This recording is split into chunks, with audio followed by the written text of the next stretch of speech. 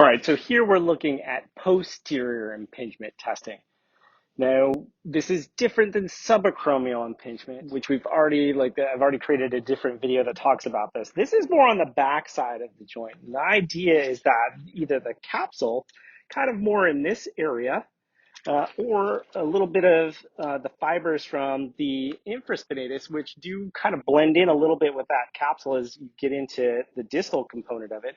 But for whatever reason, when this person is in this posteriorly directed position, this is getting jammed inside the back of the joint and it's getting pinched. You can see that I actually can pinch that in there.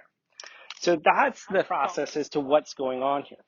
So with the test, you end up bringing that person up into this horizontal abducted position, and then you're going to drop them back. And the idea is that we're taking the muscle of the infraspinatus, which inserts roughly here, putting on the backside, and then we're going to drive the two sides of the joint, so the humerus and then the posterior aspect of the glenoid, towards each other. And if that soft tissue is in between the two or has invaginated in between the two, we're pinching it as we bring that person to more external rotation and horizontal abduction, so towards the ground. Now, sometimes that's not enough. Sometimes you need to actually give it a little bit more force to start off, or a better position to start off.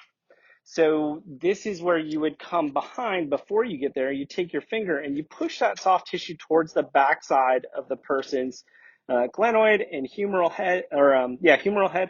And then from there, you do the test the same way. So it's almost like you're taking the soft tissue, wedging it up in there, and then coming down and pinching it again. So that's how you would add a little bit more here.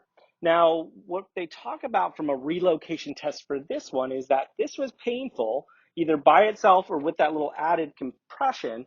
But now what you're doing is you're going to push backwards on the humerus. And the idea is by pushing that humeral head backwards, you're pushing that soft tissue out of the joint. Once you push it out of the joint, now it's not able to get trapped in there because it's been kind of just busted on out of the way. Now your symptoms would be pain-free. So that is going to be your posterior impingement test. Now, the question that we usually have from this one is a differentiation between the posterior impingement test and some of your anterior instability tests, such as the apprehension test. Well, the apprehension test is associated with a problem that would be more in line with a subacromial impingement or anterior pain, maybe lateral, but more anterior pain, whereas this is a posterior shoulder pain. So you would be recreating pain here in the posterior aspect of the shoulder. The other thing with this one for the apprehension test is normally the patients oftentimes will give you that startle before they even feel pain. They're like, I just don't like that sensation. It feels like it's unstable. So they shift or they kick their muscles to push you back. Same relocation test. However, in this case, when you do the relocation for the anterior apprehension test, you're providing with your hand the stability of the anterior side of the joint that the passive stabilizers, so the capsule, ligaments, are not providing.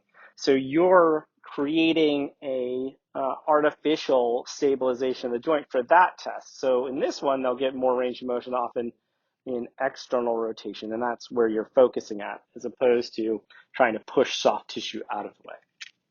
So I hope that clarifies that posterior impingement process compared to the subacromial, which was the other video. And then I also helped you out with understanding the apprehension and the relocation test and how that differs for the posterior impingement patient versus the anterior instability patient.